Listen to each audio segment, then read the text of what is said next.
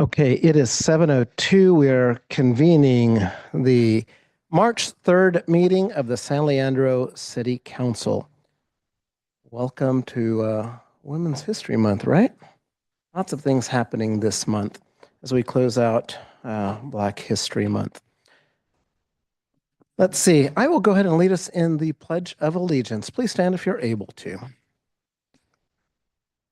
I pledge allegiance to the flag of the United States of America and to the republic for which it stands, one nation, under God, indivisible, with liberty and justice for all.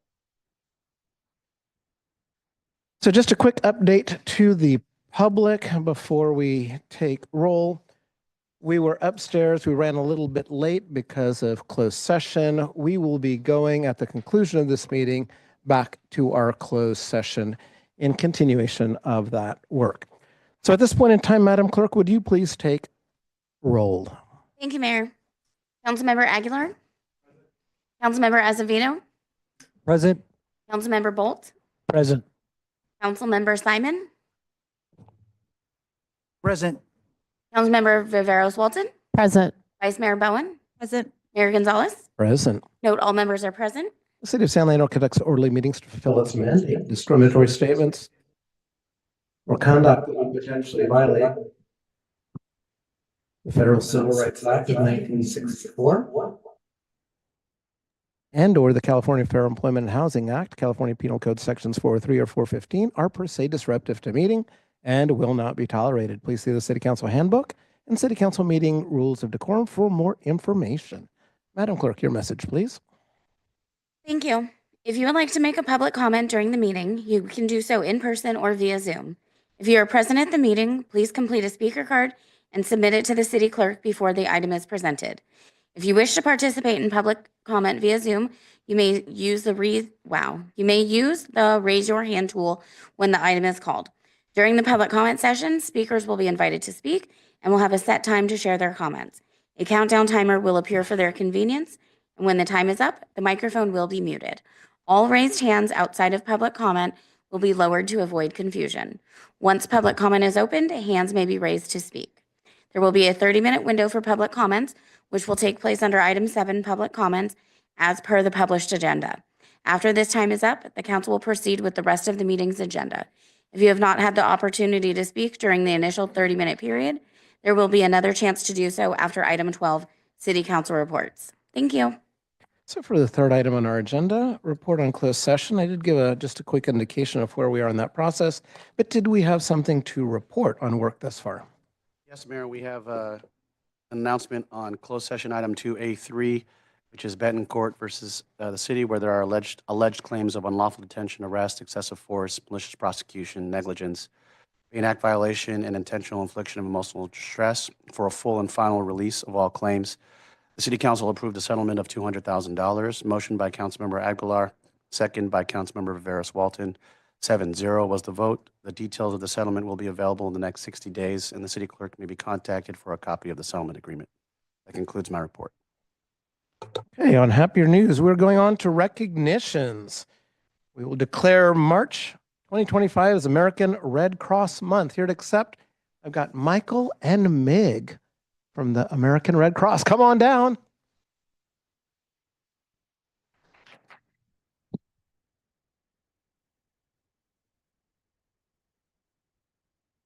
Hey, we're gonna see which mic we want.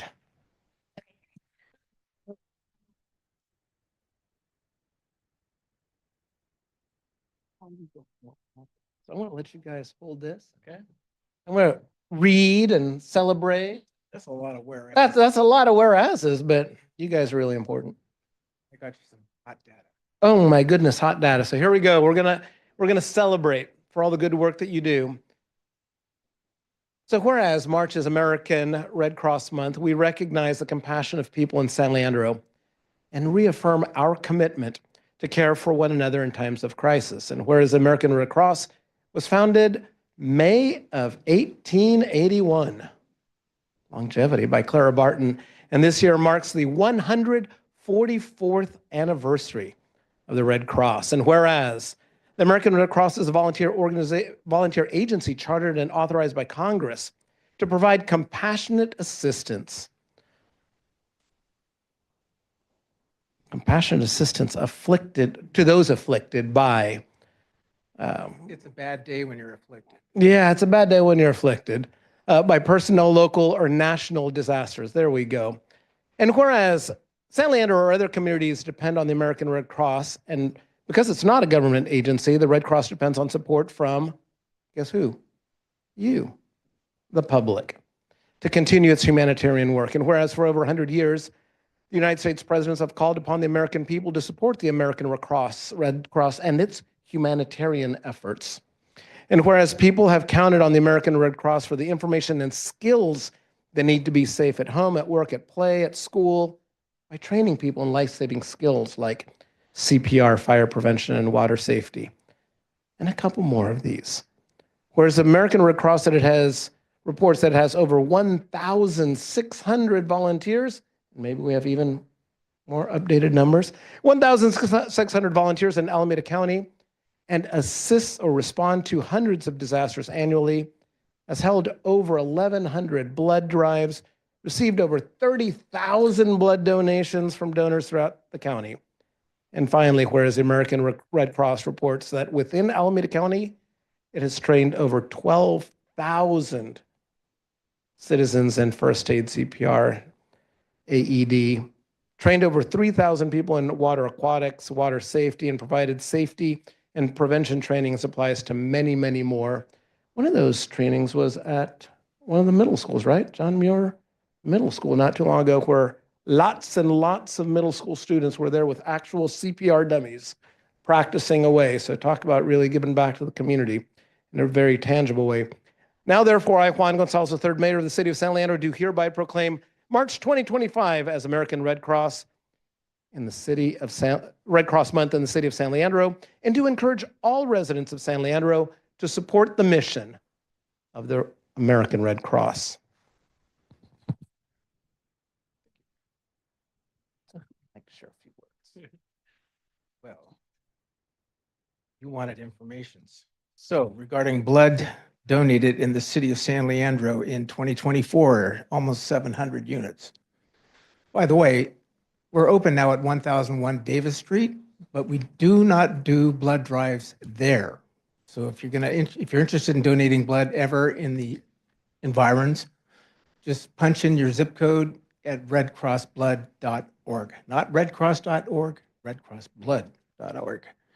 And then close to home here with disasters, we did 12 responses in 2024, half as much as in 2023. So those are responses. For this year, locally. So you're right about the John Muir. We also did numerous health fairs throughout the city, and we thank you for letting us do our work here. It is awesome to have them headquartered here in our city, and we're very grateful for that as well. Thank you so much. Oh, and someone's going to want to take a picture. So we're going to let you be in the middle, hold up the thing there.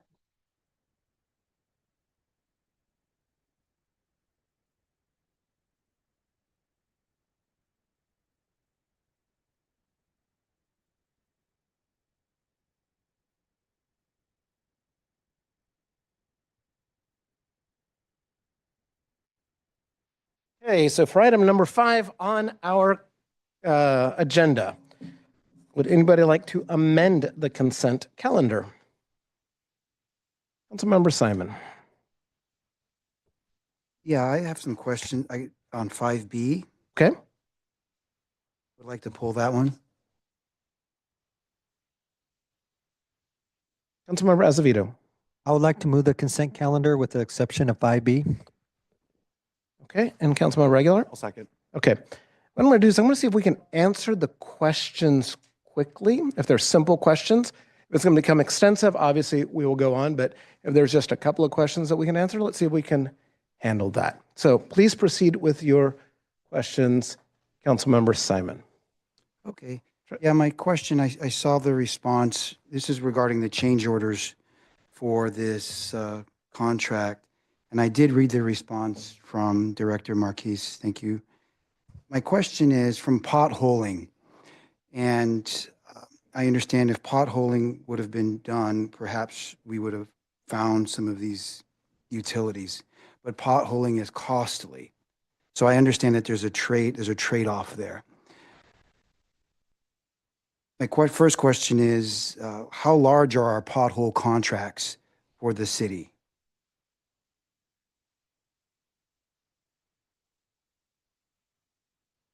Please proceed. Good evening. Sheila Marquises, Public Works Director. The question of how large is our construction contracts for potholing? We, the city, don't have our own contractors specifically for potholing. That's included in the construction contract. When we enter into contract with the construction companies. Do we have a consultant that does potholing for the city, specific, just a blanket potholing contractor? Not directly, but they are subcontracts to our design consultants. So for example, when we enter into a design contract for any project, we get a company on board, and then there's several types of consultants that can do the additional work. So we have surveyors, we have pothole contractors. So they're not directly in contract with the city. Does that answer your question? Okay, about what percentage size is that potholing subcontract within the design contract? I don't have that information. It's going to depend on the type of project for each one. So for example, it varies. If we have a short segment of a roadway, we would consider, say, potholing, because that would only require a few. But for the length of Anza Way, we decided to use the radar instead, because the amount of potholing that we would have to do for that road. The other disadvantage, in addition to cost, which drives up the cost of potholing, is that requires larger vehicles. So we would normally have to close a lane or close the roadway when they're conducting the work, whereas the radar is a smaller device. Has the city ever had a overall potholing radar contract that's separate from the design? Not that I'm aware of, not during my time. Okay, those are my questions. I'm supportive of it. I just think 25 is high for a change order. If you had this amongst other jobs coming down the line, I would be in the future, separate from this, supportive of more investigative work in the future, even considering one large contract for just that subject to help you here. Thank you. Okay, so at this point in time, I want to manage it is a consent item. And so if you'd like to ask more questions, let's go ahead and pull it. But if you're fine with just letting it remain on the calendar, that would be fine too. So I'm going to come to you, Councilmember Bolt. Would you like to go ahead and pull the item? I just had a question to follow up that. I'm not necessarily want to pull it, but I did want to ask a question. Okay. Yes or no? Yes, Yeah? please. Okay, thank you. So we have a PLA in the city that's $1 million. If the change order is $887,000, that means we're going to go over the $1 million mark. What do we do in that case when now it wasn't a PLA and you just took it over the limit? That's a great question. I'll have to get back to the team of what we've done in the past. I don't know if City Attorney, if you can provide any past practice. Thank you, Mayor. Councilmember Bolt, we base the estimate to do the PLA based on the initial engineer's estimate. So if it takes it over, it doesn't take it automatically into a PLA job that triggers the PLA. So we do our best at the front end, and the engineering estimate is what we base the PLA, whether it goes PLA or not PLA. And the change orders don't account and don't apply at that point, if it were to take it over. That's what the current project labor agreement says, or excuse me, project workforce agreement. That creates a lot of pause in my world. If we're going to end up going over $1 million and we have an agreement for $1 million, so in that case, I'd like to pull it. Okay. And then just really we're going to go ahead and pull it. I do want to clarify one thing just for the benefit of our public who may be hearing this recording later when we refer to the term potholing. We're not either filling potholes or creating potholes. This is a process by which we drill an exploratory hole to evaluate the depth of utilities that are underground. And as you heard reference earlier, we can use radar to do that, although it's not as precise, but it is less expensive than potholing. So with that said, the item has been pulled. Let's go ahead and take public comment.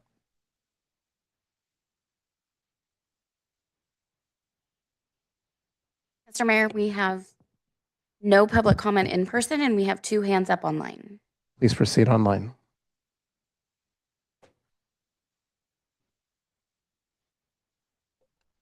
Lucas, you may unmute yourself. Thank you. Can you hear me? Yes, we can. Thank you so much. I'm not sure if my hand is still relevant, given that some of these items may have been pulled. I just want to make the standard comment that I make about the city responsibly stewarding and taking care of the public finances. I noticed that in the resolution for item 5B, the draft of the resolution says that whereas in order to expedite the delivery of public projects on schedule and on budget, this on budget part is the part that bothers me slightly, because every time that it seems we run up against the budget, we just authorize changes. Now it's 15% to 25%, sometimes it's 25 to 50%. I've seen changes as high as doubling the budget. So if the resolution says that our goal is to stay on budget, but we just raise the change orders whenever we feel like it, is there really a budget? Thank you for taking my comment. Thank you. Douglas Spalding, you may unmute yourself. Thank you so much. Good evening, members of the council. As a uninformed member of the public, I would love to know what the acronym PLA stands for. Maybe I'm just forgetting it. I agree. I mean, this is a significant increase, and I think it should not be a consent calendar item. I think it deserves to be discussed. Now, I actually, you might be surprised to find that without a more careful reading, I find this cost overrun to be somewhat acceptable, because if my algebra is correct, the original contract was somewhere north of $3.5 million, and even with the increase to 25%, you know, street paving is a very important issue in our city, and I think it deserves to get done.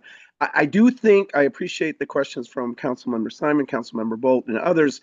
You know, I think we really need to keep looking at the strategy for repaving our cities on such a limited budget and such overwhelming needs. I actually was thinking of potholing as being potholing and wondering, you know, what kind of repairs can be done that might help us avoid more extensive repairs in the future.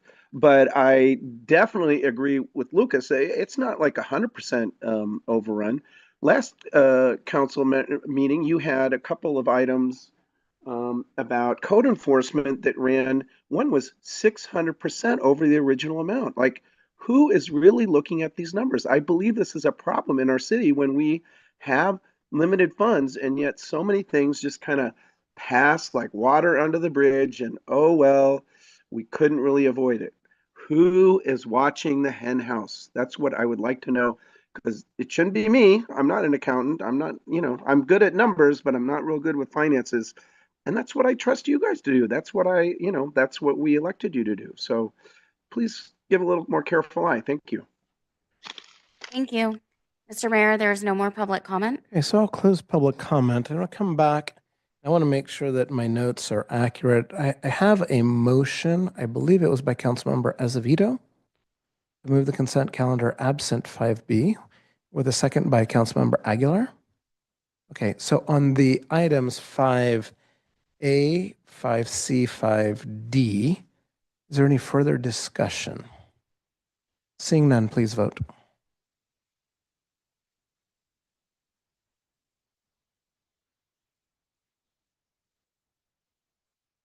All votes are in. Motion passes unanimous, 7-0.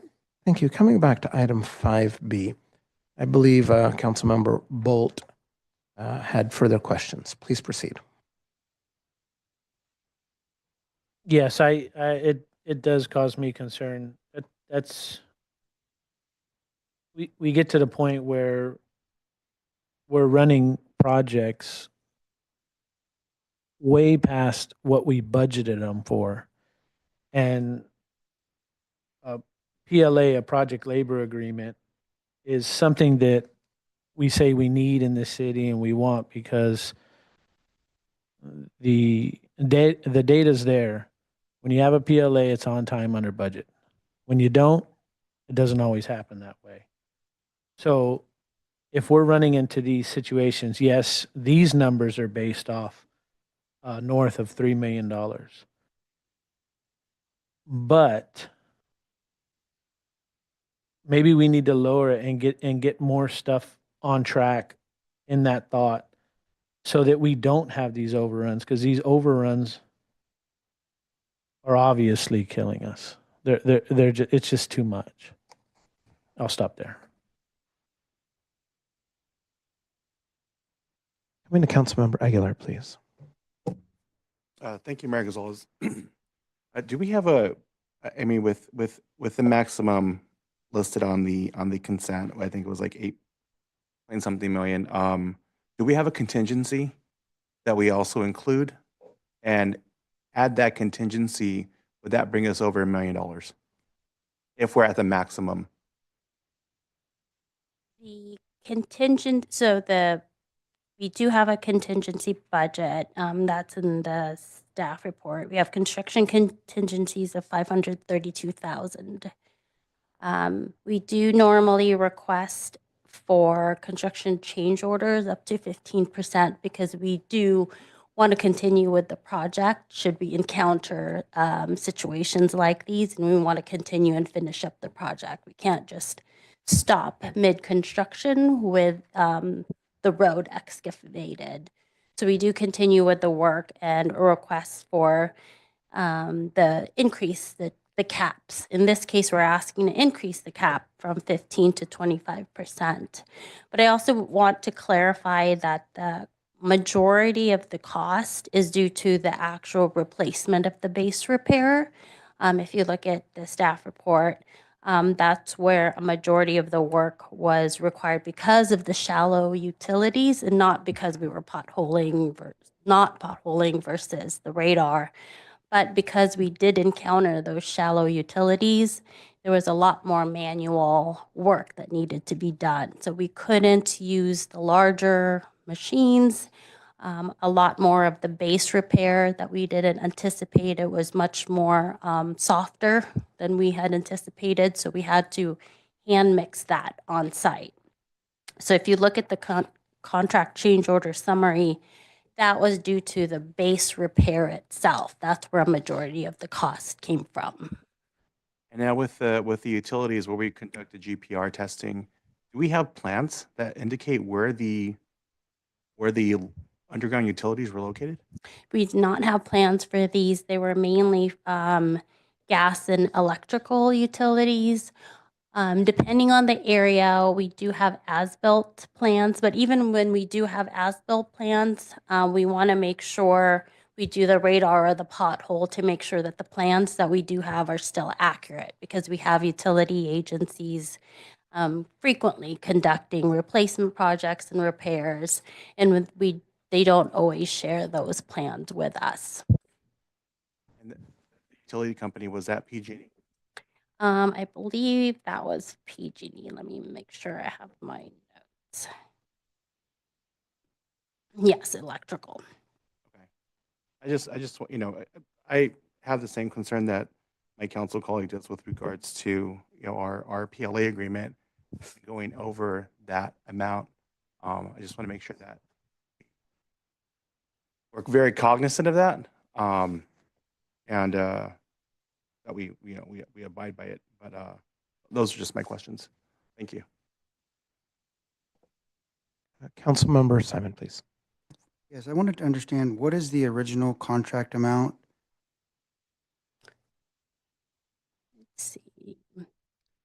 the original contract amount.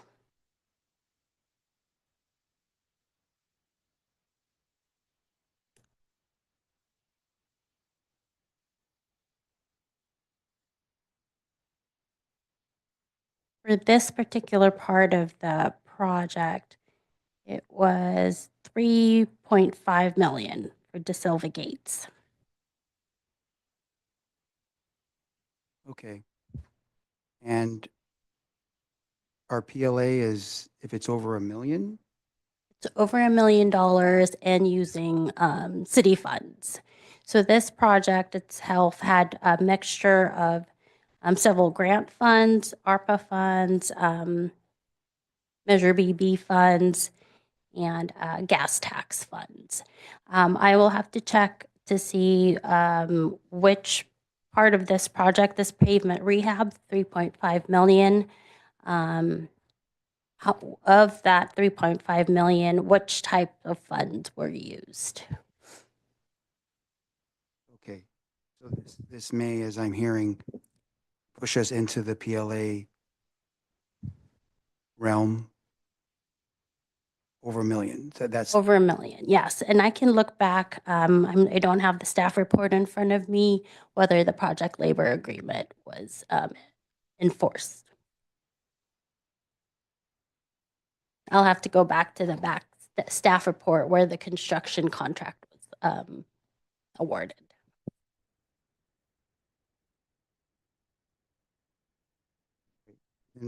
so from a PLA perspective, if this wasn't a PLA because it was under the amount, but now it would meet the threshold, but legal saying that the way the PLAs are written, it cannot consider change order? So I'm gonna, wait. Is your question whether we as a city have the right to consider a change order? Well, I want to understand legal's response from the last question that was asked, and it sounded like once a change order goes into effect, that amount is not considered in bringing it into a PLA threshold. Okay, if you can clarify your answer from before. Thank you, Mayor. Councilmember Simon. Correct. If the initial project's engineer's estimate did not reach the $1 million, then if a change order eventually took it over the $1 million threshold, the PLA doesn't apply. It only applied at the initial onset of the project. Another part of the PLA currently is that the funds have to be city funds. If there are federal funds or other funds, the PLA would not be able to apply. So it's also about the funding. Councilmember Vedos Walton, please. I think that answered one of the questions I had. I'm just wondering, it sounds like, just in terms of process, it sounds like there's a very definitive answer from our city attorney. There's not a lot of wiggle room in terms of, I guess the question is, how urgent is it that we pass this today? Does this delay the project? The work was completed. Again, we make sure that we continue the construction operations through the change order process. So we did complete the project, and we're just coming to City Council to request for that increase in construction change order for that extra 10%. And I also do want to add that I did find the staff report for the construction contract, that the project did meet the provisions of the project labor agreement, also known as the community workforce agreement. Each bidder was advised of the agreement in writing, and the bidder signed the CWA commitment form. So we are already working under the provisions of the agreement. Okay. All right. So it sounds like, all right. Thank you. Okay, Councilmember Azevedo. Okay, in that case, if it's already under a PLA or Community Workforce CWA, then I would like to move this item forward. I have a motion from Councilmember Azevedo. Do I have a second? Vice Mayor Bowen, please. Well, second. Okay, thank you. I think that just, and I mean this in the most gentlest way, I think this is where the value of asking these questions beforehand really works, right? To let people know if we're concerned about PLAs, if we're concerned about radar versus potholing, if we're concerned of, let's make sure that we try to get that information out so that we can, when we come here, not do as much exploratory work. Please vote. Question, Mayor? We have a motion and we have a second. Is it going to inform the motion or the second? Is it going to inform the vote?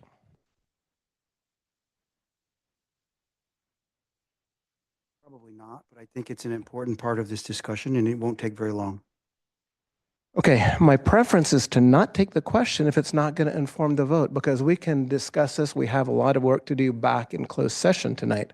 But if it's really important to you, I'm going to let you ask the question. But I think that for the benefit of your council colleagues, the question is it really going to affect how they vote? Okay, my question is, I think it was a very valid point that was brought up about how the change order can bring us over the PLA amount.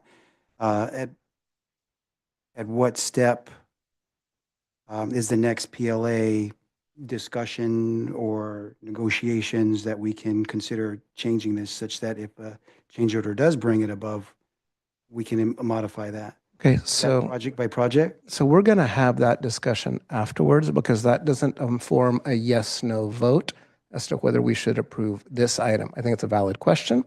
We can either bring it up as an item 12 later, or item, what is it, 11? Well, I'm sorry, I'm a little tired. But it's not informing a yes/no on this particular item. So let's go ahead and vote on this item. And if we want to have PLA discussions, we can add it to our broader agenda setting. Please vote.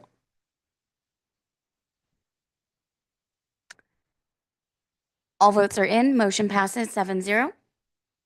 Okay, item number 6. Do we have any reports today? I don't believe we do. Okay. Public comment. This is a chance for the public to comment on items that are not on our agenda today. Public has that opportunity to speak on any item, on topics that are within the purview, the subject matter jurisdiction of this council. If you are present, Madam Clerk will call upon you. If you are online, she will call upon you after that. So first, let's take in-person comment, please. Thank you, Mr. Mayor. We have one public commenter in person, Jim Odie.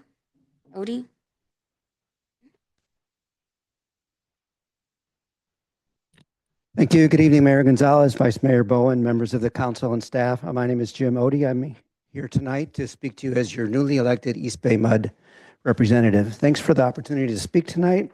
I'm pleased to be here in San Leandro to connect with you and the community and introduce myself. I also want to introduce my colleague, Sun Kwan. He's our community affairs representative for Ward 5. You probably know we share San Leandro and East Bay Mud with Director Chan, and her community representative is Rolando Gonzalez, so you probably know him already. Many of you know me. Public service has been a passion of mine. You probably know I served as district director for Assemblymember Rob Bonta, well, now Attorney General Rob Bonta. And I worked on casework in San Leandro. As district director, I got to choose my area, and I chose San Leandro, and I'm glad to be working again on behalf of the residents of San Leandro. So as your East Bay Mud director, I represent Ward 5. That's basically Alameda, San Lorenzo, West Oakland, the airport area, and the western part of San Leandro, so the part west of 880. And our job is to ensure the delivery of safe, reliable drinking water to our 1.4 million customers and wastewater services for 740,000 residents. We face many challenges at East Bay Mud. We're 102 years old. Some of our infrastructure is over 150 years old from our private water companies that came before us. We also are facing impacts of climate change, impacting water supply, drought preparation, and also preparing for emergencies like fires and earthquakes. So we do this critical work on behalf of all the 35 cities and communities we serve, so it's a big deal.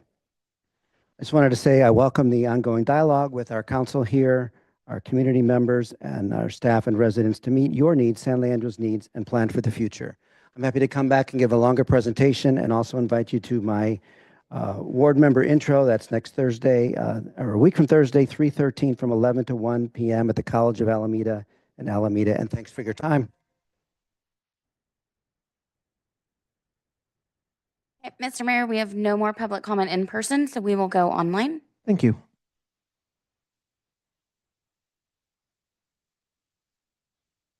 Douglas Spalding, you may unmute yourself.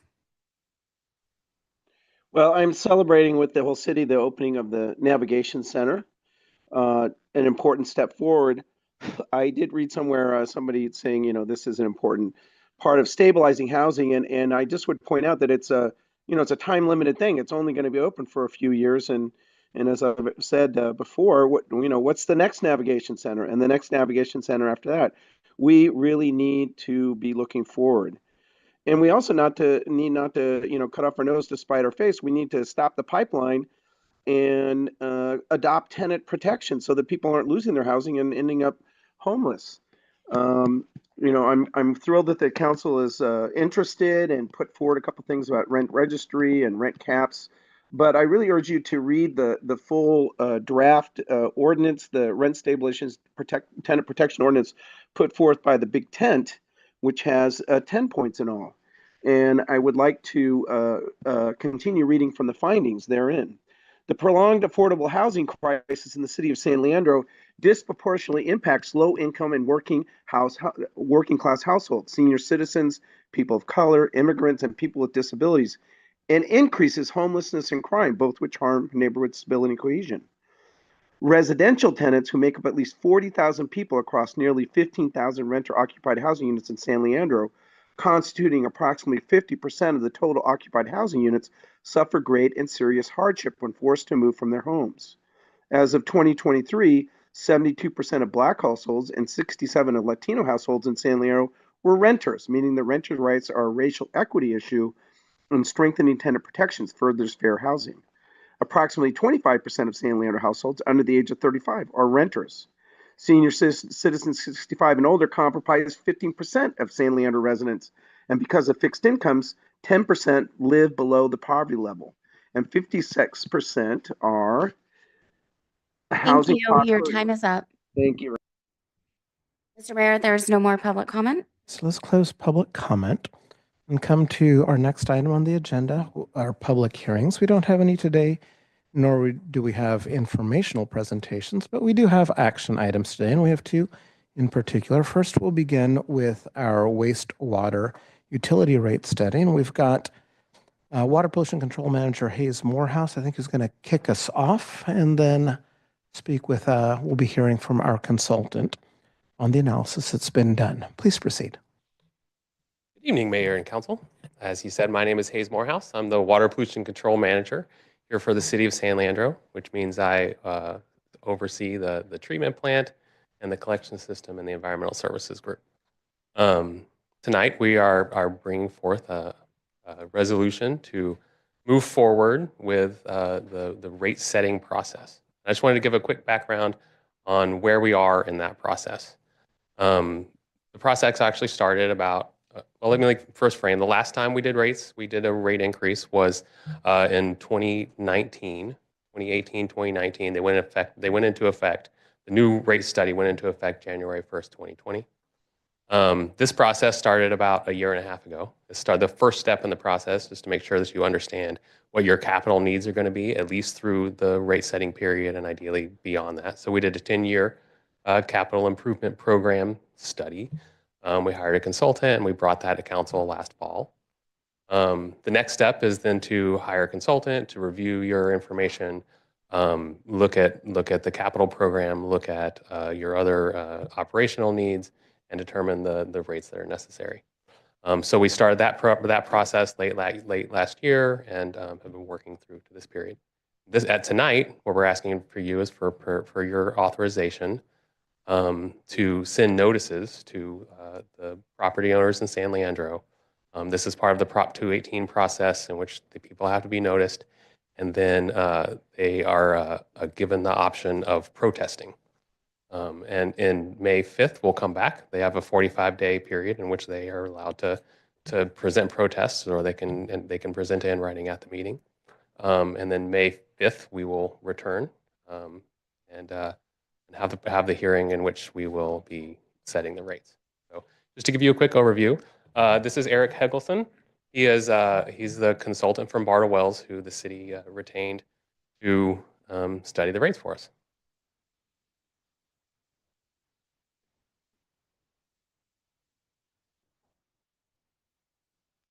Got it. Good evening, Mayor, Vice Mayor, members of the council. Thank you for having me, and thank you for the introduction, Hayes. My name is Eric Helgeson. I'm a principal with Bartle Wells Associates. We're an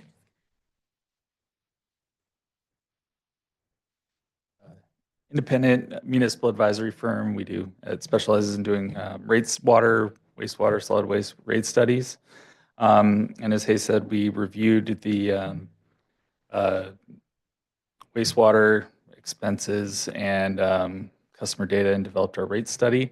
So today I'm going to go over the objectives of the study, talk about the process of performing the study, highlight Proposition 218, and then dive into the financial drivers and the next steps of the process. The objectives of the study were to, one, make sure that the rates are sufficient to fund the operating, capital, and debt service costs of the enterprise. Also want to make sure that the rates are legally compliant. Prop 218 is the main driver of that. Align the rates with city objectives and really try to minimize any unnecessary customer impacts with recommended changes to the rates.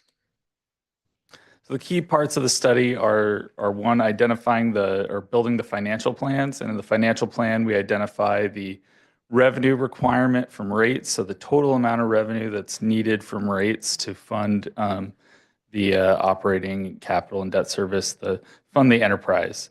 Once we identify that amount that we need from rates in total, we then do the cost of service analysis to proportionally recover that amount from the different customer classes. We worked closely with staff throughout the project. Really want to thank their help and organization with making it flow very efficiently and get us the data we needed to perform the study.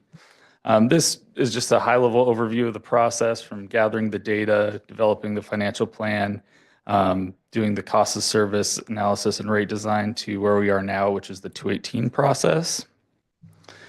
218 has two components. There's a substantive and a procedural component. The substantive component says that rates cannot exceed the cost of service and rates must be proportional to the service provided. That's where the cost of service analysis comes into play. The procedural requirement is where we are today, and that's where, in order to adopt rates, agencies must send notices with the maximum rate that can be adopted at least 45 days in advance of a public hearing. If less than a majority of customers or property owners submit protests, so if less than 50% plus one of all customers submit protests, then the council can go ahead and decide to implement the rates that were noticed. So the sewer enterprise is a financially self-supporting, the sewer utility is a financially self-supporting enterprise. Rates are the main source of revenue, to fund the enterprise. And what those rates fund are a significant amount of infrastructure, 125 miles of sewer lines, 12 pump stations, and the wastewater treatment plant. The city collects sewage from approximately 18,500 residential customers and 1,300 businesses and 9 industrial customers. So residential customers are the vast majority of the customers served. So as Hayes mentioned, there was a capital plan that was developed. It identified about $55 million in spending over the next 5 years. Almost $7 million of that will come from grants.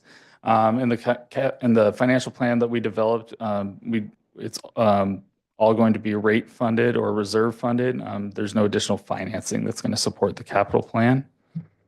In addition to the capital needs, the rates have to fund debt service. There's currently two outstanding debt outstanding loans that total about $3.5 million. In addition, there are rising costs. In the first year, we projected slightly higher costs due to some realignment with overhead and other, I think, staffing driving some cost increases. And after that, we are assuming about 3.5% per year. Inflation has been a little more variable lately, so we're trying to be conservative, but not overly conservative with that projection. Also want to maintain prudent reserves. With the capital plan, it'd be drawing down reserves initially and then building them back up. Also establishing a reserve fund for the nutrient optimization project. So this figure is a depiction of the financial plan visually. The columns are the total expenses. So that consists of the operating costs, which is the gray part on the bottom, which is fairly consistent going up with inflation. Then you have debt service, which is also a consistent cost. And then you have the rate funded capital, the cash funded capital. And that varies from year to year, depending on what projects are underway. The green line is the total revenue, and that dotted black line is the reserve. So you can see as capital spending goes up, the reserves are drawn down a bit, and then are starting to gradually be built back up. In the first year, the overall impact to customers will be a little bit varied. After that, it'll be a consistent increase to everyone. The first year, the variability is due to the update to the cost of service. So the rates are readjusted to reflect the current cost drivers of the system. We also recommended combining some of the commercial classifications into slightly broader categories. So moving into a low, medium, and high strength category. To group customers in, and it was mostly impacting the high strength. There was several high strength customer types that had slightly different rates, and we felt it was more justifiable and in line with Prop 218 to group them together in one high strength category. The residential rates are currently $53.20, and with the recommended rate increase, they'd be going to $57.12 in the next year, building up to $80.63 in 2030. This shows a survey of regional residential sewer rates. The columns consist of that have multiple colors are showing the East Bay Mud portion of the rate, which is for treatment, and then the agency's individual collection rate, and together that's the total rate that those customers pay. San Leandro is basically right in the middle of the pack and will remain so with the rate adjustments. Also, it's important to note that virtually every agency on this list is in the process of some 5-year 218 rate increase or doing a rate study. So in summary, the city's provided good financial stewardship. The sewer enterprise is in a healthy position. However, rate increases are needed to continue to support the rising costs and to support the capital needs. The updated commercial rate structures reflect industry norms and better reflect the cost of service. And the proposed rates are designed to reflect the cost of service to each customer class. Today, we are at the step where we're requesting authorization to send out the 218 notices. There would be the 45-day period, and if with council's approval, there'd be a public hearing on the 5th, and then the rates could be effective July 1st. That concludes my presentation. Thank you. The only thing that I'll add before taking questions is that, we did have a discussion and exploration in finance, and we voted 3-0 to move this forward, having kind of vetted it. So at this point in time, we'll go to council member questions, then we'll go to public comment, and then come back for further discussion. Do we have any questions at this time? Councilmember Simon, please. Thank you for your presentation. I have some kind of technical related questions. For example, your solids disposal or disposing of your sludge. What, and I know there's some long-term issues with new regulations out there on how to dispose of that. Have you factored that into your rates? And what are the plans for us to manage that? I'll turn that over to Hayes about the specifics. We budgeted a doubling of what we had.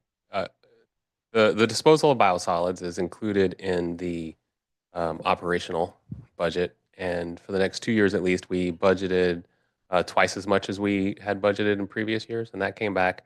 We actually recently did a bid for biosolids removal. And so we actually have some numbers now, and they came back much higher than what we were spending before, but something that's still possible to continue to do what we were doing, which is land application. Okay, good, thank you. And that was part of the 8% in that first year of the cost increases as well.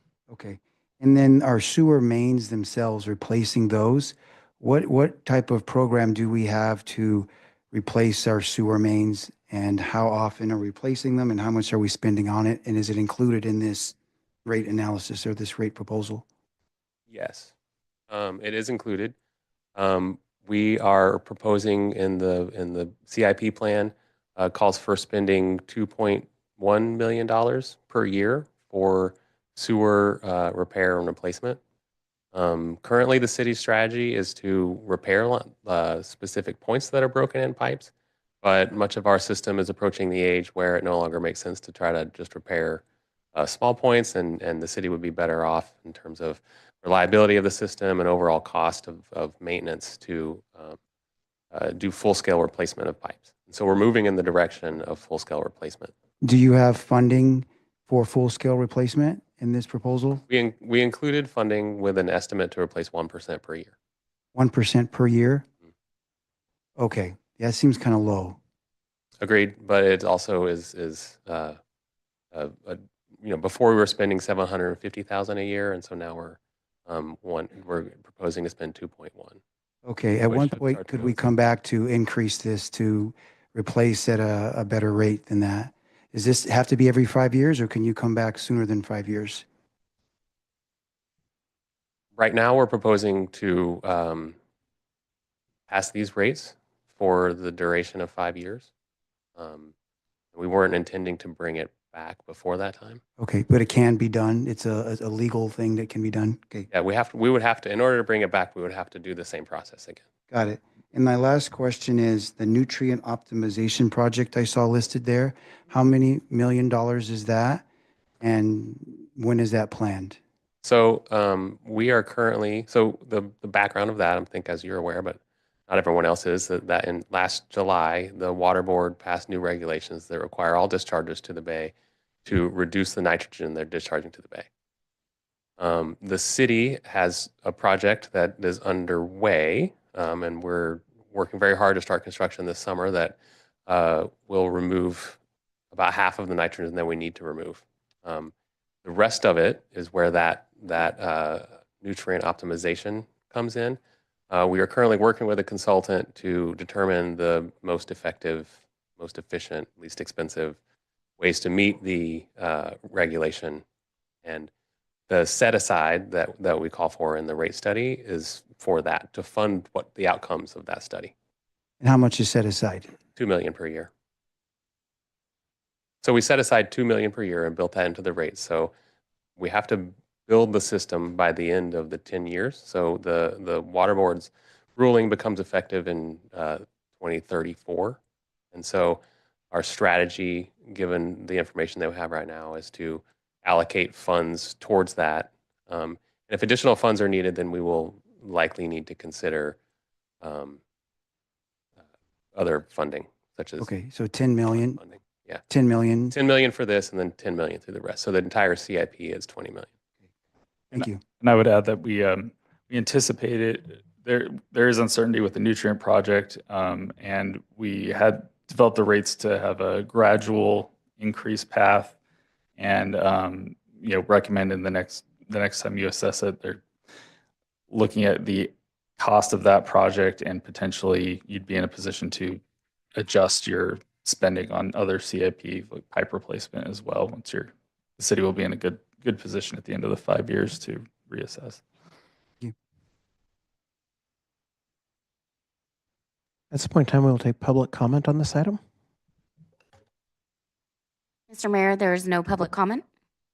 Okay, I'll close public comment on this item. Is there any further discussion? Councilmember Azevedo, please.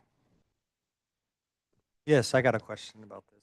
I don't know if you know this, but is this how they're doing it in other districts and other agencies? Are there 5-year financial plans? Or are they all doing that? Because I see on here, we're going to be at 5712 the next year coming up. But within the next 5 years, we're going to be like at one of the top ones. So I was wondering if the other ones are getting raised like us, or it's probably all different on each individual. Yes, I would say 5 years is the most common approach that agencies, especially in California, take. And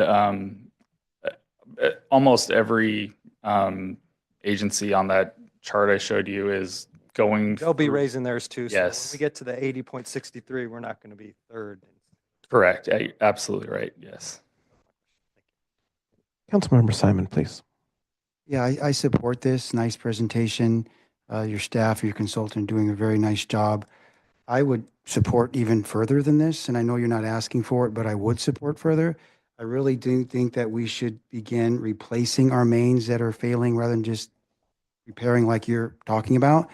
And I would be supportive if this were to come back before 5 years, because I'm really strong on our infrastructure supporting that. And at some point, it's going to become an emergency. And I think it's cheaper to fix it in a planned approach rather than we have sewer overflows and all kind of problems. So I support this, and I even support even more.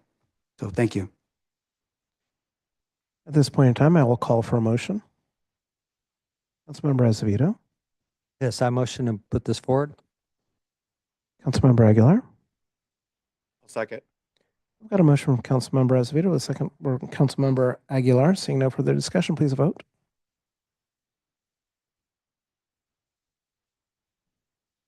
All votes are in. Motion passes unanimous, 7-0.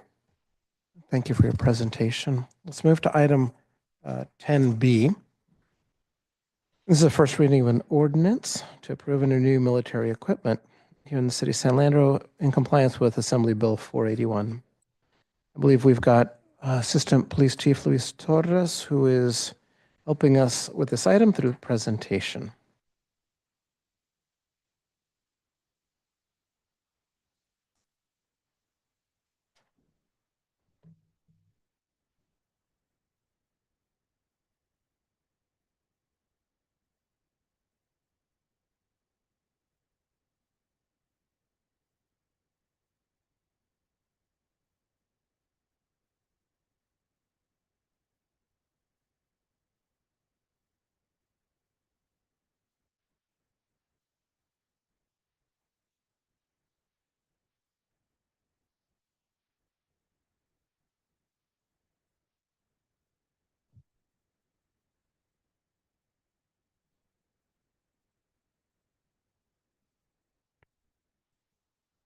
Good evening, Mayor, City Council, City Manager, members of the public.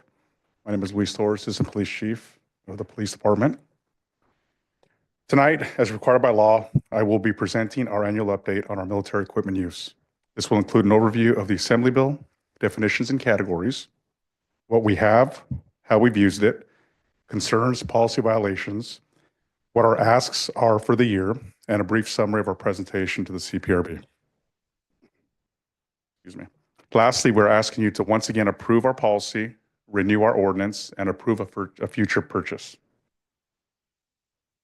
California Assembly Bill 481, enacted in 2021, requires law enforcement agencies in California to be more transparent and accountable regarding the acquisition and use of what it has defined as military equipment. The bill mandates that agencies seeking to obtain, fund, or use such equipment must first get approval from their governing body, which in our case is you, the City Council, through a publicly available policy. Key requirements include public disclosure, approval process, community engagement, and ongoing oversight. The goal of this bill is to increase transparency and community trust while regulating the use of certain equipment by local law enforcement agencies. There are 15 categories of which we have equipment in 9 of those categories.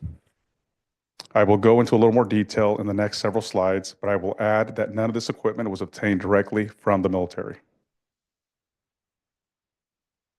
In category number 1, we have what is called a tactical robot and unmanned aerial vehicles, which are also known as UAVs or drones. In categories 2 and 3 is our armored vehicle that can have a battering ram attached to it. Category 5 are our 2 command posts, and category 7 is our breaching shotguns and rounds. And I'll have photos of some of these items in a future slide.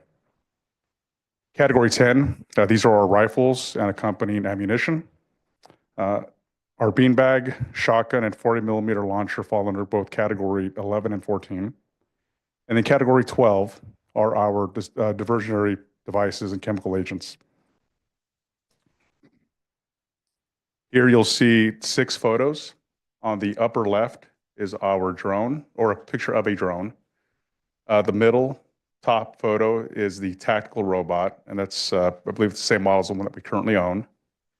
Upper right are some munitions and less lethal rounds. Bottom left is our hostage negotiations vehicle. Middle bottom is our armored vehicle. And then bottom right is our command post. Next, I will cover an overview of our usage and non-training settings for calendar year 2024.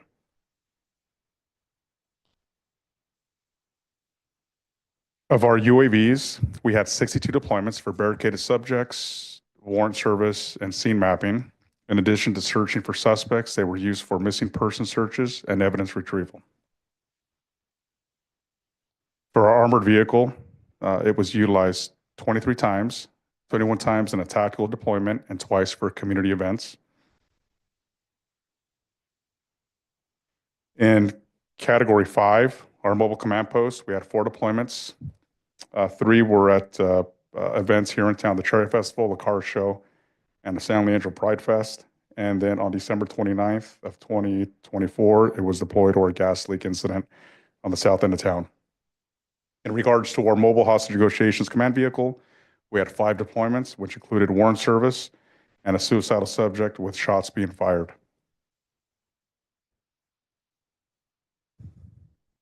In this slide, a majority of the deployments for category 12, and it should say 14 as well, because it's both categories, were for one incident. It was a robbery suspect who barricaded himself in a vehicle. A 40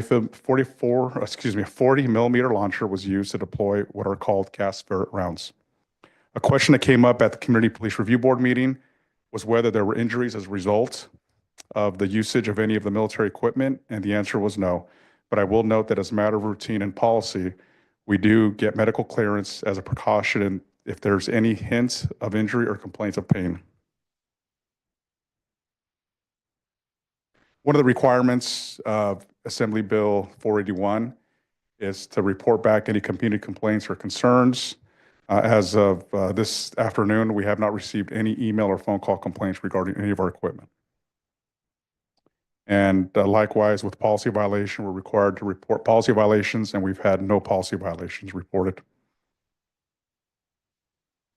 In 2023, Council approved the purchase of 40 rifles to replace personally owned rifles, as well as netting new rifles for sworn staff. 20 were purchased in February of last year, and the remaining 20 will be purchased this fiscal year.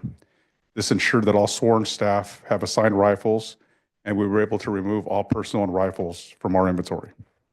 Additionally, Council approved the purchase of rifle replacement parts to convert 16 SWAT rifles to patrol usage, which was done this past year. And as I mentioned previously, we have removed the 4 remaining personally-owned rifles from our inventory. So there are no longer any personally-owned rifles that are being deployed by our officers. Request for 2025 in category 7 is a kinetic breaching tool. This is a handheld battering ram style device designed for force entry using controlled kinetic energy to break through doors and barriers with precision. It is safer than a breaching shotgun because it eliminates the risk of ricochets, overpenetration, and unattended injury from firearm discharge, making it ideal for close quarters and tactical operations. The cost of the breaching tool, each of the tools, is $14,000 each, which, if approved, we will return to council this fiscal year for approval to utilize grant funds to purchase these tools. So there'll be no impact to the general fund. And here you'll see a photo of what the device looks like. Planned removals for 2025. If the approval and acquisition of the kinetic breaching tool, if it's approved, we will be removing our 4 breaching shotguns from our inventory. Last month, on February 19th, we presented our annual report to the Community Police Review Board. And at that time, the board had no recommendations regarding the presentation or proposed equipment acquisition policy updated, or proposed equipment and the acquisitions and policy updated language. On our website is a current policy and inventory, as well as a draft policy and inventory that is attached to this agenda item. Our ask tonight is to approve and renew our military equipment funding acquisition and use policy, which includes an inventory list of the items that were removed this past calendar year, as well as our ask for approval to purchase the kinetic breaching tools. And with that, Mayor, that concludes my presentation. Okay, and just for the benefit of when we finally move the item, we will, by assumption, just take assuming there's no edits, we will just say move staff's recommendation. So we don't have to get all the magic wording, okay? So the record shows what you are requesting. Now let us proceed with questions before moving to public comment. Councilmember Viveros Walton. Thank you for your presentation, Assistant Police Chief Torres. I wanted to ask, I'm looking at slide 8, the unmanned aerial vehicles. I'm looking at the 60. How common is it to use it during warrant service? And do all warrant service need an UAV, or is it just specific types of warrant services that you use it for? For the most part, we deploy it at all. It gives us an aerial view of the area, especially if, as our officers are surrounding the area, if there's anybody that ends up bolting out a back door or a window. And additionally, we have smaller UAVs that we use to do clearance inside of the residence itself. So once we order everybody out, instead of sending in a police canine into the residence, we're able to use these interior smaller drones to help clear or give us an additional clearance level inside the residence before our officers make entry.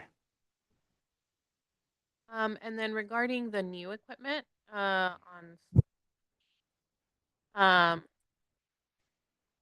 those commonly used in the field? I'm just trying to figure out. I'll have Lieutenant Robertson come up to speak to that. I know that there is a local agency that does have one, but I'm not sure how many others have them.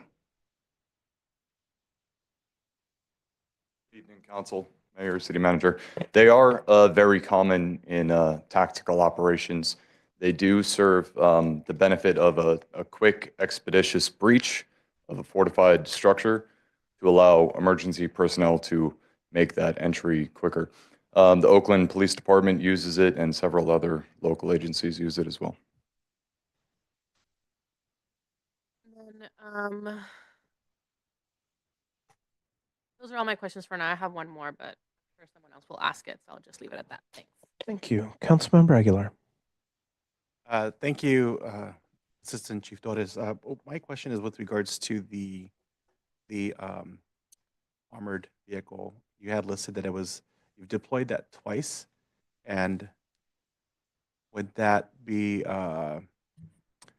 21 times, and twice for the community events. Was that National Night Out, and what was the other event? Yeah, I believe National Night Out was one event, and then the other event was a shop with a cop at the Walmart. Gotcha. Thank you. Those are my questions. Councilmember Azevedo, please. Yes, I had a question similar. Thank you for your presentation. Out of the 21 tactical deployments, how many of those were in San Leandro? Because I know we share it with other cities. Sir, all of those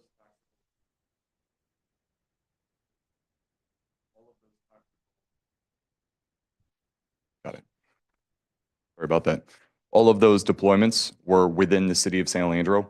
Several of those incidents, actually 4 of those incidents were mutual aid calls for outside jurisdictions who had search warrants within our jurisdiction in the city of San Leandro, that warrants that we executed.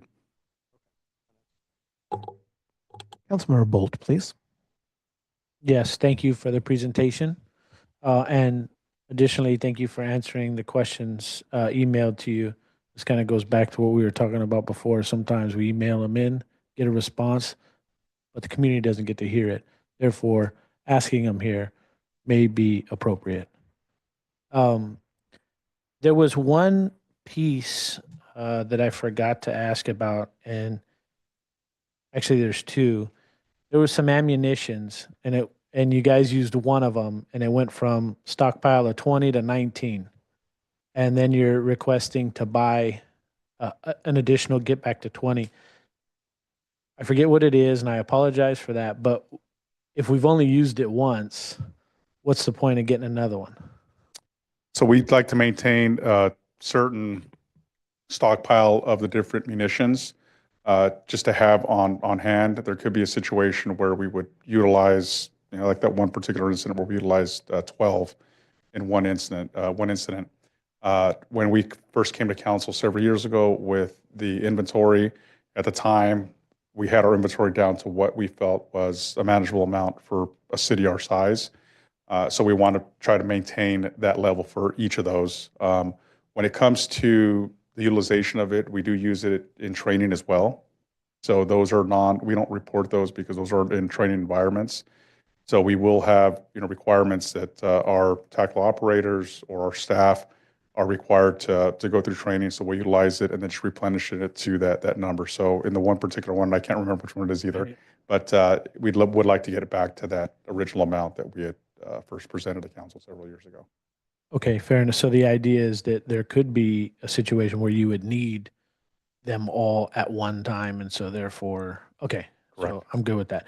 And then I don't know if this was just an error or what, but there's a part of the presentation where Probably. it said dispose of, and then the purpose to limit lethal, and so I'm wondering, are we not in your presentation here, but what was emailed to us in the agenda? Is it saying that you're disposing of the idea of not using lethal, or there's an error? Can you tell me Let me which- find it. Yeah, I know. I just screenshot it, but I know it's part B of something before 20. Bad screenshot. Okay, let's go to someone else and then I'll come back. I'll figure out which one. Councilmember Simon. Yeah, my question has to deal with the Category 1 remotely piloted unmanned equipment. And it seems like that is put in place to make it safer for like all involved. But my question relates to dogs. I know it's not listed here, but police dogs. Do we still have police dogs in the city? We do not. It's been I've been more than several years since we've had canines in the Okay, department. so Category 1, does that replace the police dogs that they used to do? Not necessarily, because the dogs utilize scent to track individuals, whereas the drones are line of sight only. Okay, and do we have ground? Oh yeah, you do have a ground operated, okay. Okay, that's all my questions. I'm glad that we're using those unmanned vehicles. Thank you. Okay, we can always come back and pick up a question. Councilmember Bolt, if you remember, we're going to take public comment right now. Mr. Mayor, we have no public comment in person, and we have 3 public comments online. Please proceed online.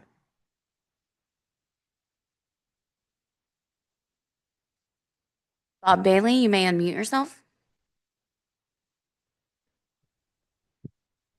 Hi, my name is Bob Bailey. I am Chair of the Community Police Review Board.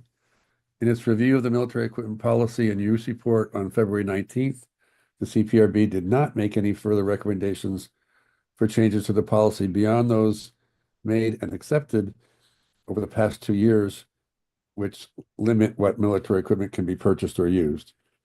By policy, the CPRB is designated as the public forum for community feedback as mandated by AB 481 before the City Council takes action each year.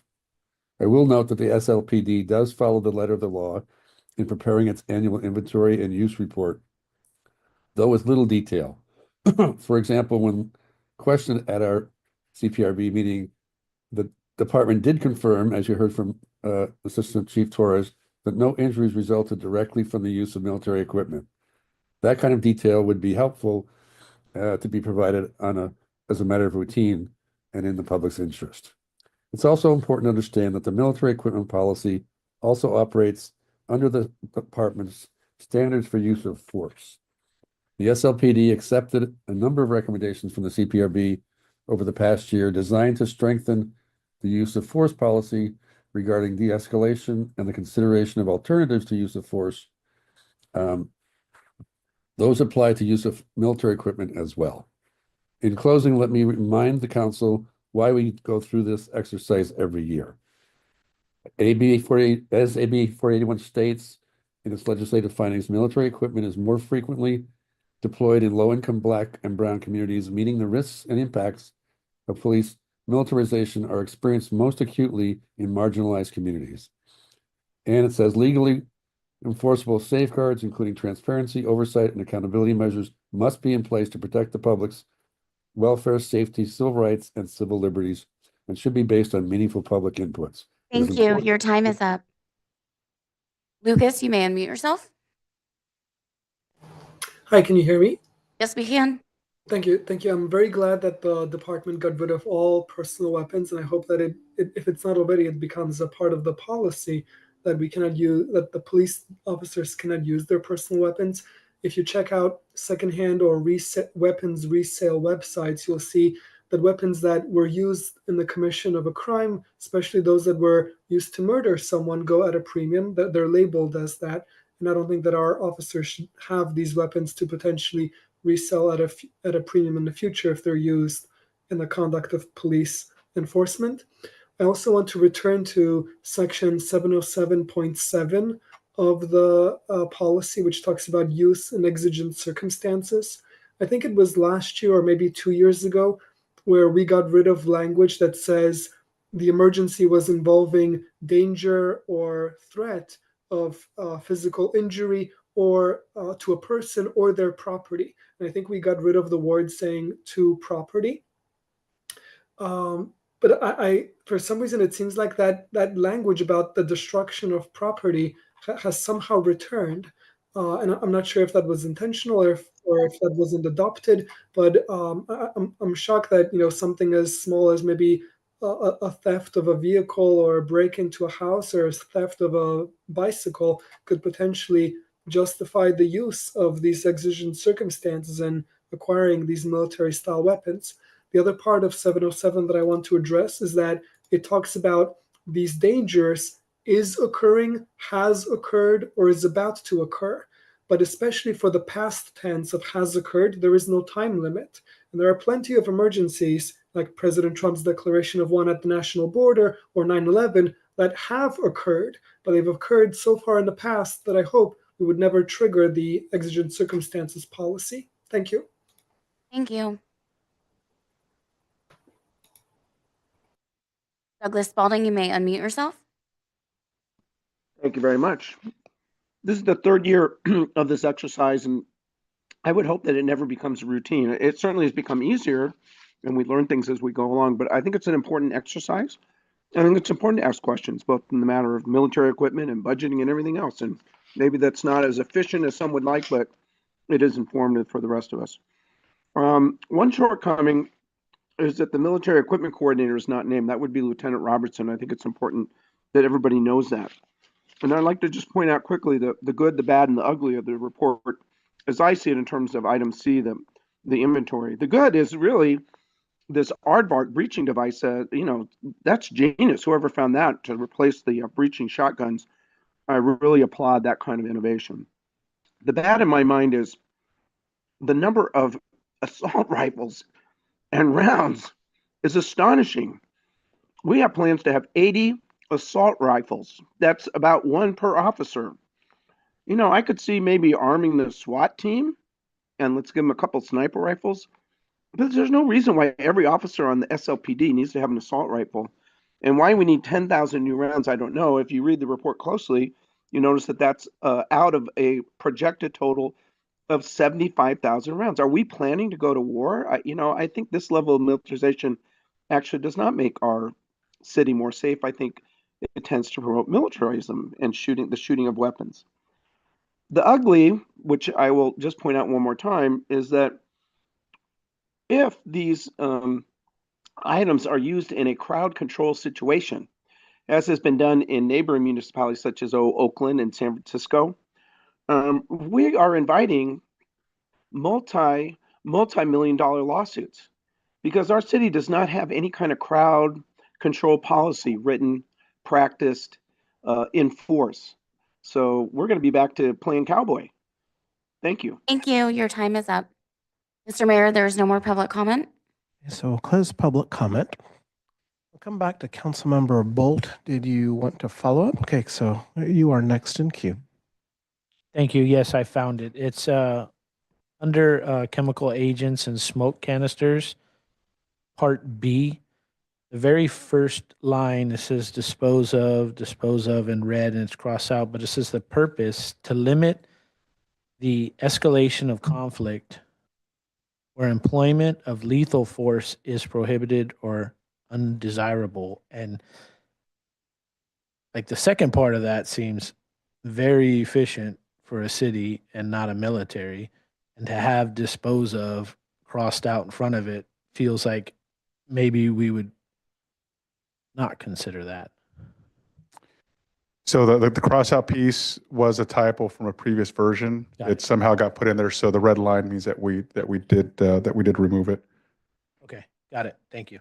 But, Mr. Mayor, I did notice during public comment that there was an error in the policy itself in terms of the destruction of evidence, or excuse me, destruction of property, which was removed last year.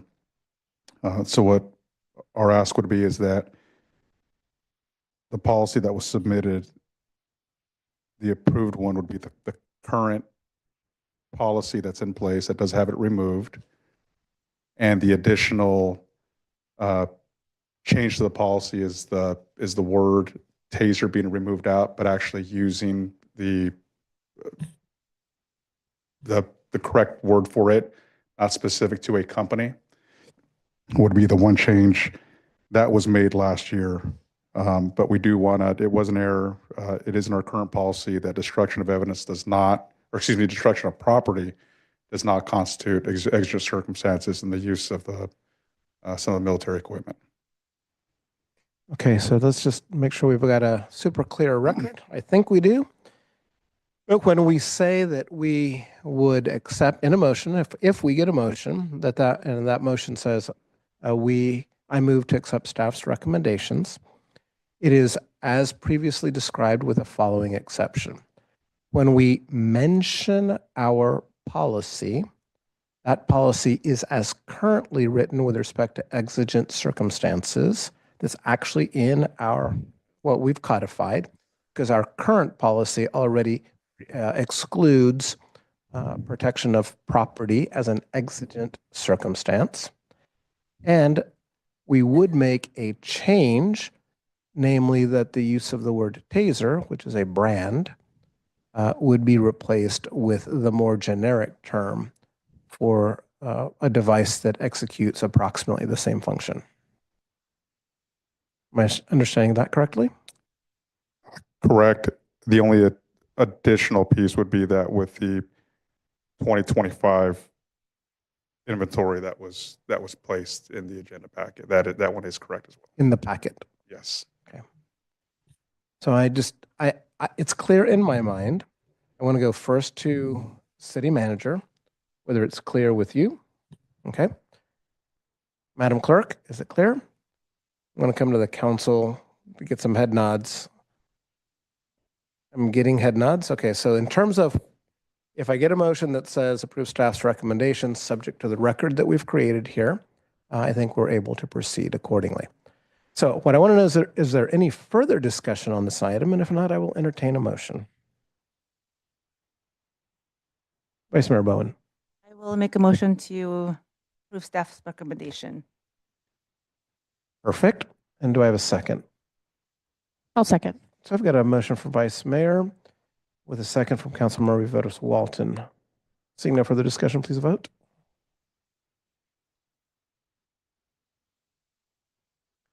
All votes are in. Motion passes unanimous, 7-0.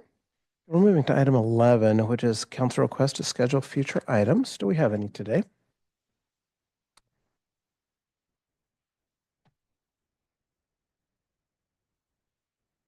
Okay, this item is closed. Item 12, please. City Council reports and calendar announcements. Items of interest to the community. Vice Mayor, please. Thank you, Mayor. I just have a few things to report, and I will say it's been a very busy last 2 weeks. First, I really want to give a shout out to Chief Everett, who just left the room, to our city manager, Janelle Cameron, and Public Works Director Sheila Marquises. They joined me on February 25th for my District 5 meeting and did a fantastic job sharing information about what is happening with the city and spending over an hour answering lots of questions from the audience. One of the things I really want to amplify is that the audience, and I want to give a shout out to Councilmember Bolt for attending and also calling out the historic presence of 4 women and 4 women of color at the helm leading the discussion. And we had a community member that said that it was her first time ever attending in her 40 years a city event because she really wanted to be in our presence for the event. And it was just a really wonderful community event that was really focused on collaboration. And I will say we had a lot of conversations around infrastructure. So really robust conversations. And one of the things that people kept asking that Councilmember Simon would appreciate is talking about our roads and our pavement and how can we do more and get more money and more resources. And so I'm going to continue to keep doing research on that as well. And so we obviously will continue this conversation. One of the things that happened as well was I held a donation drive for Bancroft Middle School, and we ended up with hundreds of donations for the community care closet that I delivered earlier this week. And the parent facilitator and staff were really happy. So I encourage anybody that is able to donate to any of the schools to do so. There's always students in need, and they really appreciate it. On February 21st, I attended the Women's Caucus membership meeting. And then later that day, I also attended the API Leadership Summit, which was hosted by the API Legislative Caucus.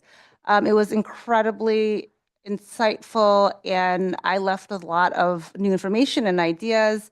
I've known that in the Bay Area, 1 in 3 people are actually of ANHPI descent, and San Leandro is 38% ANHPI.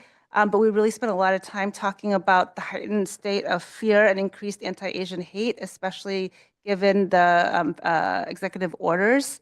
I want to mention that April 27th is API Day of Action at the Capitol. So and it'll be following the City Summit. So if people are able to join and stay for that, the API caucus would appreciate that. On February 24th, the mayor and I both attended the ACTC retreat, which was fantastic. There were lots and lots of good ideas. We spent most of the day talking about the mission and the work that the strategic goals of ACTC, and we're able to focus on the MacArthur Roundabout, which was timely because we also spoke a lot about that at the D5 meeting. On February 26th, I attended the State of the Port. And then later that day, I attended the APAMO meeting where we talked about our meeting that we'll be hosting next week at National League of Cities. And then after I attended that meeting, I went into the Waste Management Board meeting where we had a really extensive presentation on reusables. And I also want to share that Stop Waste received $200,000 in, had offered $200,000 in grant funding for schools to be able to switch to reusables. And San Leandro Unified has actually submitted an application and were awarded a grant. So they'll be starting that process as well. So I was really happy to hear that. And then I sent an email to our city manager and staff, and I'm sure they already know, but just in case, we had an extensive conversation about the Bay Area Regional Energy Network, which helps advance energy efficiency and building electrification through local government partnerships across 9 Bay Area counties. One of the reasons why I wanted to send that to staff as well is because they do quarterly forums for city staff to help integrate some of their policies, and they also give technical assistance. I just want to make sure that that gets passed along. The next day, I attended the City Employee Service Award celebration, which was incredibly sweet to see all of the staff members there, and shout out to everybody that made that happen. That evening, then later that day, I attended the ACTC regular board meeting where we had our legislative update. I was also asked to become vice chair of the Planning, Policy, and Legislation Committee. The commission, that policy committee actually helps to recently adopt like the CTP policy blueprint and talk about the High Energy Network and Proactive Safety Network report. And so really happy to be part of that. The committee going forward. And then that evening, it was really fantastic to be able to both attend the East Bay Division board meeting, but to actually host the East Bay Division legislative dinner. So this is the first time that it's been in San Leandro since well before the pandemic. And there were numerous, we had over 100 local city council members, as well as both our state senators. We had State Senator Arreguín, and then Wahab, and then we also had Assembly Member Liz Ortega and Assembly Member Rebecca Bauer-Cahan. And they gave a fantastic legislative update, but so many people said, I had not been in San Leandro in a little while. I love it. I'm definitely coming back to this place. They love the food. So it was just a really fantastic event. Thank you. Councilmember Azevedo, please. Yes, on February 19th, I attended an EBDA operation and maintenance meeting. We discussed the Hayward pump station. There's a pump that was replaced, and on January 20th, we had a vibration test on it, and it passed. And February 20th, we had a commission meeting, and we talked about the Hayward Marsh Restoration Project construction access road that they're gonna be working on, and it goes over one of our main lines, so we had to give approval for that. And the Castro Valley, it doesn't have to do with San Leandro, but it's on the board. But the Castro Valley Sanitary District went over their flow capacity. They had their one mulligan, they call it, when they can go over one time and not get fined. And that happened, and that's all on that. And I attended the ribbon cutting February 25th for our navigation center, and that was awesome. I'm so happy that we can start having a place for people to go, but that will collaborate with Building Futures, and it's awesome. And this week I'm going to be doing Read Across America. I got invited to read to some elementary schools this week, so I'm looking forward to that too. That's it. Councilmember Regular, please.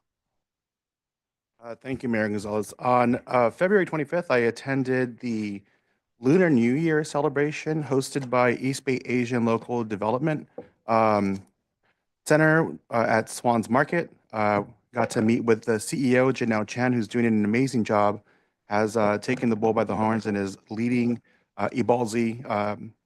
On the 25th, I also attended the ribbon cutting ceremony of the Navigation Center, which, you know, a lot of us council members worked hard to advocate for, to make sure that we address our issues of homelessness in San Leandro.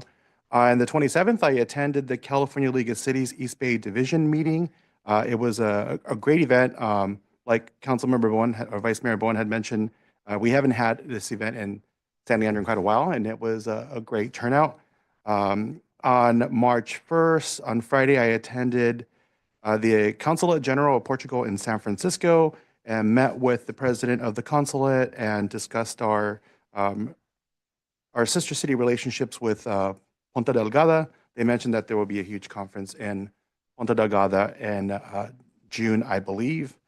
And lastly, I just wanted to, call out, Mayor, with regards to item 5B. I know that one of our priorities, we have an open, genuine dialogue, and I didn't appreciate the public shaming of my council colleagues with regards to being prepared and answering questions beforehand.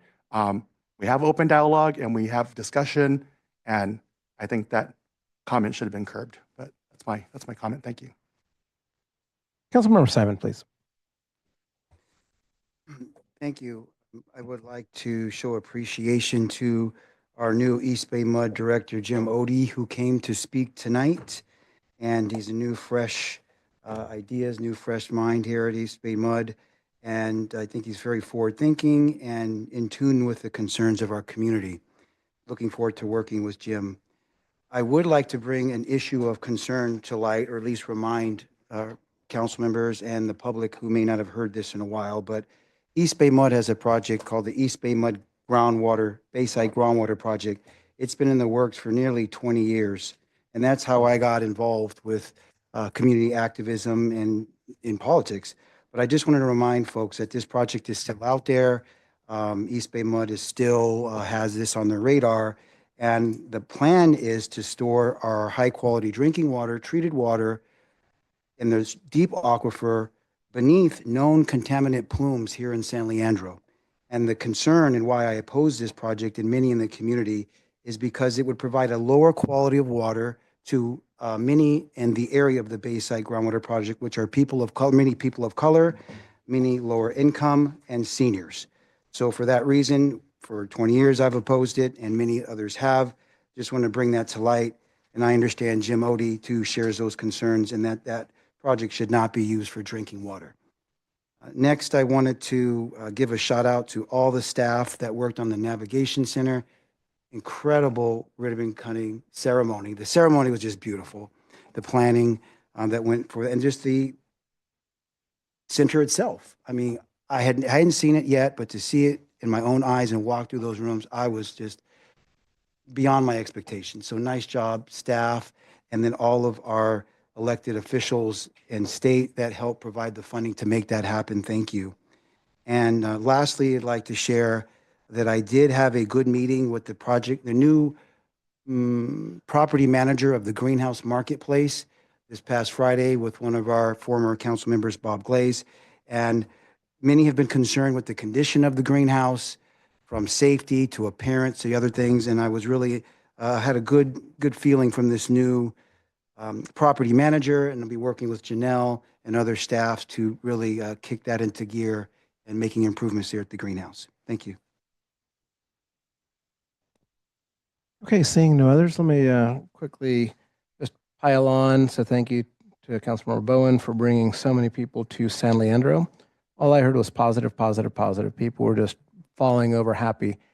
So many people took food home. I haven't gone to any of these events where people actually walk out with to-go boxes with food. There were many people. And so just the rave reviews that San Leandro got, so thank you for that. I would like to thank Councilmember Bolt for serving at the Service Awards. We celebrated our employees' many, many, many years of service, and to see you there handing out pancakes and sausage and eggs and all that kind of stuff, and really celebrating our employees by being a servant leader. I really appreciate that. I know that we had, I think Vice Mayor was there, if I remember correctly. I'm not sure if others came. I don't mean to disrespect anybody, but thank you for being there for that event.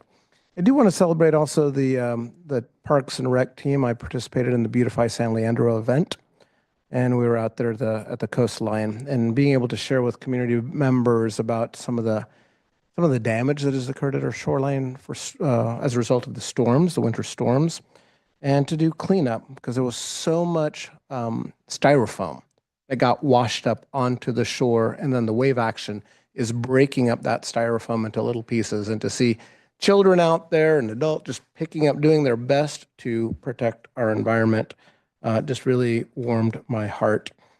I do want to remind people that we've got State of the City, where we'll provide the community an update on our council priorities, and that is happening on Tuesday, March 18th at 6:30. Doors open at 6, and it is at the Senior Community Center right across from San Leandro High School's 9th grade campus. The last thing that I'll offer, in addition to everything that was already added around about ribbon cuttings and the like, I think that one of our objectives is economic development and really building relationships with our business. And so part of what I've been doing, especially over the last 2 weeks, is connecting with businesses.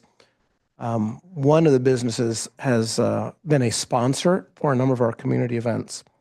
And we were talking not only about how we can increase our sponsorship level, but also how it is that we can encourage them to bring their employees to shop in San Leandro and to do their celebrations in San Leandro.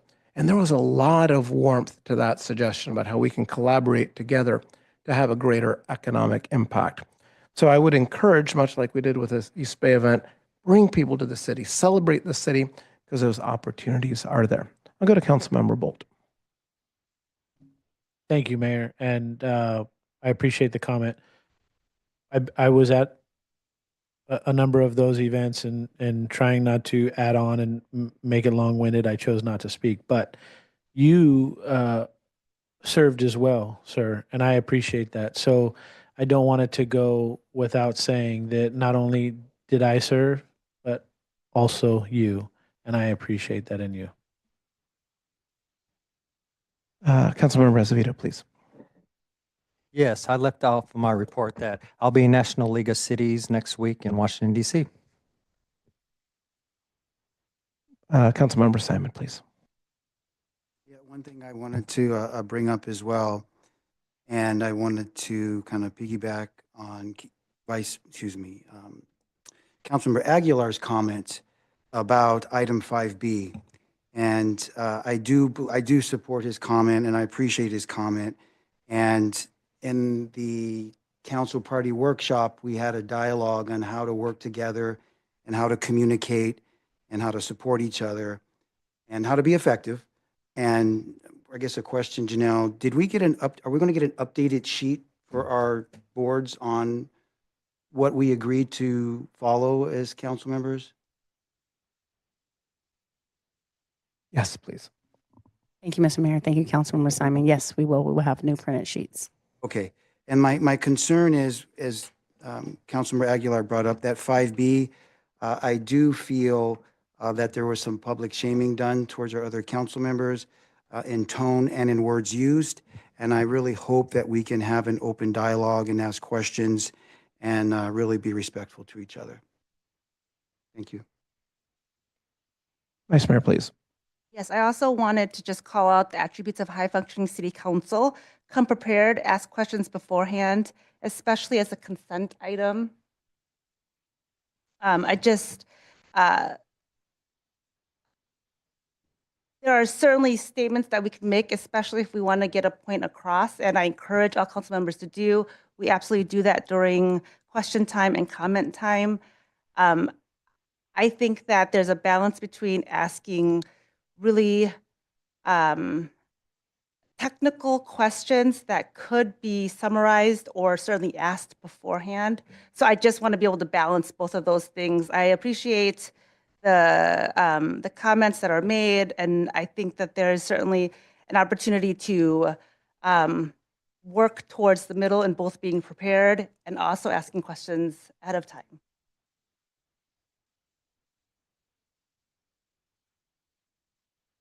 Seeing nothing else at this time, we will adjourn this meeting and return to the continuation of our closed session upstairs.